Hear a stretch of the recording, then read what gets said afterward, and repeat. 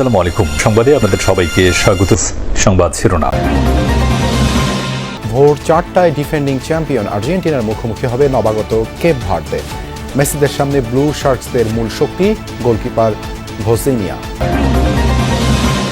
যাচাই ছাড়াই সই হয়েছিল চট্টগ্রাম সিটি কর্পোরেশনের মনো রেল প্রকল্পের সমঝোতা। 30,000 কোটি টাকা লোপাটের চেষ্টা, বিডাকে দোষারোপ। আমি অভিযোগটাও স্বীকার করবো, মানে যেগুলো রেজিস্ট্রি আসলে সেটা আমি সেরকম নাই, আমি পাওয়ার অ্যাটর্নি দেওয়া হয় নাই। নিয়োগ করার পর থেকে সম্পূর্ণ দায়িত্ব বিডার কাছে চলে গেছে। এটা according to rules, Bangladesh government rules. তো বিডা আলটিমেটলি সেটা কোয়ারি করেছে নিশ্চয়ই। থমথমে কক্সবাজারের টেকনাফ সীমান্ত ওপারে গোলাগুলি আর বিস্ফোরণের পর আতঙ্কিত স্থানীয়রা। রোহিঙ্গা অনুপ্রবেশ ঠেকাতে সতর্ক অবস্থানে বিজিবি। বেশিরভাগ মার্চেন্ট পয়েন্টে বাংলা কিউআর কোড প্রতিস্থাপন, লেনদেনে ভালো সাড়া। ব্যবসায়ীদের জন্য বেড়েছে লভ্যাংশের হার। প্রয়াত সর্বোচ্চ ধর্মীয় নেতা আয়াতুল্লাহ খামেনিকে বিদায়ে প্রস্তুত ইরান। দেশ জুড়ে নানা আয়োজন, লাখ লাখ মানুষের যোগ দেওয়ার সম্ভাবনা। চলছে বাংলাদেশ চলচ্চিত্র শিল্পী সমিতি নির্বাচন। 573 জন ভোটার 2 বছরের জন্য বেছে নেবেন নতুন নেতৃত্ব। রাতেই ফল ঘোষণা। সবাই গল্প করছে, কথা বলছে, তো সবকিছু মিলিয়ে খুব সুন্দর একটা মুহূর্ত যাচ্ছে। সবাই মিলে যদি একসঙ্গে কাজ করি হয়তো বা ইন্ডাস্ট্রির জন্য ভালো কিছু করতে পারবো। সেটার জন্য নতুন নেতৃত্বের দরকার। নকআউটে নিজেদের প্রথম ম্যাচে কাল বিশ্ব চ্যাম্পিয়ন আর্জেন্টিনার কেপ ভার্দে পরীক্ষা। তবে আলবিসেলেস তাদের হারিয়ে আরও একটি চমকের অপেক্ষায় কেপ ভার্দে। বিপরীতে প্রতিপক্ষকে সমীহ করলেও জয়ই চোখ আর্জেন্টাইন কোচ লিওনেল স্ক্যালোনির। বাংলাদেশ সময় ভোর 4টায় শুরু হবে দু দলের লড়াই। যুক্তরাষ্ট্র থেকে মুজনেবিন তারেকের পাঠানো প্রতিবেদনে বিস্তারিত।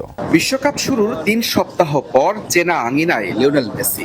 ইন্টার মায়ামির অনুশীলন গ্রাউন্ডে সঙ্গী ডি পল সহ পুরো দল। কেপ ভার্দের বিপক্ষে ম্যাচের আগে শেষবারের মতো নিজেদের ঝালিয়ে নেয়া আলবিসেলেস তাদের।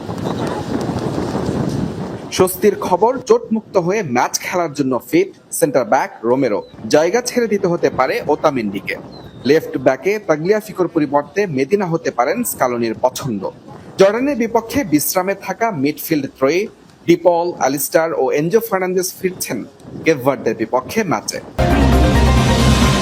মাত্র একজনের কথায় মুগ্ধ হয়েছিলেন প্রভাবশালী ব্যক্তিরা। পূর্ণাঙ্গ যাচাই ছাড়া সই হয়েছিল চট্টগ্রাম সিটির 30,000 কোটি টাকার মনোরেল প্রকল্পের সমঝোতা স্মারক। সময় যেতেই বেরিয়ে আসে বিস্ময়কর সত্য। যাদের নাম ব্যবহার করে চুক্তি হয়েছিল সেই আন্তর্জাতিক প্রতিষ্ঠান জানেই না এই প্রকল্পের কথা। প্রশ্ন উঠেছে, কিভাবে নেওয়া হয়েছিল এত বড় সিদ্ধান্ত? বিস্তারিত থাকছে আরিফুর রহমান সবুজের রিপোর্টে। ছবি তুলেছেন জিহাদ ইসলাম। ঢাকার মতো চট্টগ্রাম নগরের যানজট নিরসন এবং গণপরিবহন ব্যবস্থার আধুনিকায়নে মেট্রো রেল চালুর জন্য প্রায় 70 কোটি টাকা ব্যয়ে সম্ভাব্যতা যাচাইয়ের কাজ করছে ডিটিসিএ। এর মধ্যেই হঠাৎ চট্টগ্রাম সিটি কর্পোরেশন সামনে নিয়ে আসে মনোরেল প্রকল্প। 2025 সালের মাঝামাঝি সময়ে প্রকল্পটি নিয়ে আবির্ভাব ঘটে মিশরের রাষ্ট্রীয় প্রতিষ্ঠান দি আরব কন্ট্রাক্টর এবং ওরাসকম কনস্ট্রাকশন নামের দুটি প্রতিষ্ঠানের। নিজেকে প্রতিষ্ঠান দুটির স্থানীয় প্রতিনিধি পরিচয়ে ব্যবসায়ী নেতা আমির হুমায়ুন চৌধুরীর কাছে হাজির হন কাউসার আলম চৌধুরী নামের এক ব্যক্তি। প্রকল্পটিতে আগ্রহী হয়ে ওঠেন চট্টগ্রাম সিটি মেয়রও। 2025 সালের 24 জুন বিশাল আয়োজন করে স্বাক্ষরিত হয় Chattogram monorail mass transit initiative চুক্তি। আমার কাছে আসছে, মেয়র সাহেবের কাছে আসছে, দুজন একসাথে আসছে। আমরা দুজন আলাপ করে দেখলাম, কাগজপত্র সে দেখালো। তার মধ্যে ঠিক আছে, আমরা চেষ্টা করে দেখি, অসুবিধা কি? আমি কিংবা মেয়র সাহেব আমরা তো কেউ টাকার জন্য আসিনি এখানে। আমরা সেই চিটাগাঙে একটা সুন্দর জিনিস প্রেজেন্ট করার জন্য, যেন চলাচল যেন ইজি হয়। মিয়ানমারের রাখাইন রাজ্য থেকে গোলাগুলি ও বিস্ফোরণের শব্দ শোনা না গেলেও কক্সবাজারের টেকনাফ সীমান্তে থমথমে পরিস্থিতি। স্থানীয়রা জানান, গতকাল বিকেল থেকে বিস্ফোরণের শব্দ শোনা যাচ্ছে না। বিজিবি জানায় পরিস্থিতি নিয়ন্ত্রণে সতর্ক অবস্থানে তারা। জোরদার করা হয়েছে টহল, ড্রোন সহ বিভিন্ন প্রযুক্তির মাধ্যমে নজরদারি করা হচ্ছে। রোহিঙ্গা অনুপ্রবেশ রোধে সর্বোচ্চ সতর্ক থাকার কথা জানিয়েছেন বিজিবির রামু সেক্টর কমান্ডার।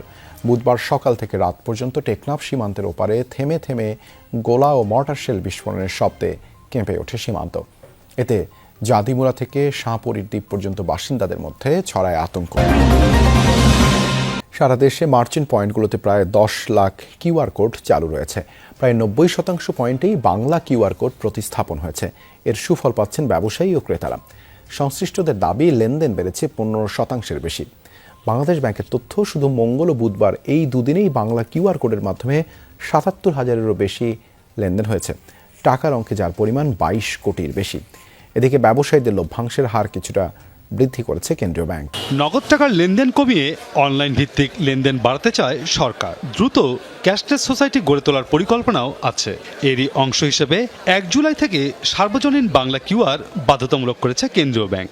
সংশ্লিষ্টরা নিজ নিজ মার্চেন্ট পয়েন্টে বাংলা কিউআর প্রতিস্থাপনের কাজ প্রায় চূড়ান্ত করেছে। একই কিউআরে যে কোনো আর্থিক প্রতিষ্ঠানের পেমেন্ট সার্ভিসের সুবিধা মেলায় সন্তুষ্ট ক্রেতারা। সব জায়গায় আসলে সব কার্ড নেওয়া বা যে কোনো একটা ওয়ালেট থেকে ট্রান্সফার করা সব সময় পসিবল হয়ে ওঠে না। সো এখন বাংলা কিউআর কোডে যেটা হচ্ছে যে আমার যে এমএফএস ওয়ালেটই থাকুক না কেন বা যে ব্যাংক অ্যাকাউন্টই থাকুক না কেন, যে অ্যাকাউন্ট ইউজই করছি সেখান থেকে আমি আসলে খুব সহজে পেমেন্টটা করতে পারছি। এখন সব একটা কিউআর কোডেই আপনার সবগুলো অপশন পাচ্ছি আমি। সবগুলো কার্ড বা একসাথে ইউজও করা লাগতেছে না। একটা ইয়েতে যদি করা যায় তাহলে তো আমাদের গ্রাহকদের জন্য আসলে অনেক সুবিধাও হয় এবং ঝামেলাও কম হচ্ছে। নতুন কিউআর কোড প্রতিস্থাপনকে স্বাগত জানিয়েছেন ব্যবসায়ীরা। নতুন কোড প্রতিস্থাপনের পর প্রথম দিনে লেনদেন বেড়েছে 15%। তবে চাহিদা অনুযায়ী অনেক ব্যবসায়ী এখনও বাংলা কিউআর কোড পাননি। এখন এটা কাস্টমারের জন্য সুবিধা হয়েছে, আমার জন্য সার্ভিসটা একটু স্মুথ করার জন্য বেটার হয়েছে আগে থেকে। এই কিউআরটা নিচ্ছে না, যখন স্ক্যান করতেছে তখন নিচ্ছে না, তখন তারা বলতেছে যে বাংলা কিউআর আসছে কিনা। সো আমরা ওদেরকে বলে দিই যে খুব তাড়াতাড়ি চলে আসবে। প্রয়াত সর্বোচ্চ ধর্মীয় নেতা আয়াতুল্লাহ আলী খামেনিকে শেষ বিদায় জানাতে প্রস্তুত ইরান। দেশ জুড়ে চলছে নানা আয়োজন। কাল থেকে শুরু হবে সর্বসাধারণের শ্রদ্ধা জ্ঞাপন। এরই মধ্যে তেহরান পৌঁছেছেন বিভিন্ন দেশের প্রতিনিধিরা। আনুমানিক 2 কোটি লোক সমাগমের প্রস্তুতি নিচ্ছে কর্তৃপক্ষ। তবে নিরাপত্তাজনিত কারণে বাবার জানাজায় অংশ নেবেন না ছেলে ও ইরানের বর্তমান সর্বোচ্চ নেতা মুজতাবা খামেনি। তেহরানের গ্র্যান্ড মোসাল্লাহ চিরপরিচিত ময়দানে শেষবার হাজির সর্বোচ্চ ধর্মীয় নেতা আয়াতুল্লাহ আলী খামেনি। তবে কফিনবন্দি, কোনো খুতবা বা রাজনৈতিক ভাষণ দেবেন না, বরং তার এই নিথর মরদেহে শ্রদ্ধা জানাবেন সর্বসাধারণ। বৃহস্পতিবার রাজধানীর ইমাম খোমেনি হুসেইনিয়াতে উন্মোচন করা হয় খামেনির কফিন। প্রথমবার প্রকাশ্যে আসে সর্বোচ্চ ধর্মীয় নেতা, তার পুত্রবধূ, 14 মাসের নাতনি, কন্যা ও জামাতার মরদেহ, যারা যুক্তরাষ্ট্র ও ইসরায়েলের যৌথ হামলায় বরণ করেছেন শাহাদাত। কান্না আহাজারিতে ভারী হয়ে ওঠে পরিবেশ। শীর্ষ নেতাকে হারানো অত্যন্ত মানসিক চাপের বিষয়। এই ঘটনা অনেক বেশি বড় ও বেদনাদায়ক। খুব খারাপ লাগছে। মহান নেতাকে শেষ বিদায় জানাতে যাচ্ছি। আমিও যুদ্ধে বাবাকে হারিয়েছি। মনটা ভারাক্রান্ত, অদ্ভুত অস্বস্তি কাজ করছে। কি করব বুঝতে পারছি না। নিহতদের প্রতি সম্মান জানান বিভিন্ন দেশ ও ধর্মের প্রতিনিধিরা। উপস্থিত ছিলেন ভারত, পাকিস্তান, ইন্দোনেশিয়া সহ 30 দেশের কয়েকটি দল। খামেনিকে সম্মান জানাতে তেহরানে অবস্থান করছেন বাংলাদেশের পার্লামেন্ট স্পিকার অবসরপ্রাপ্ত মেজর হাফিজুদ্দিন।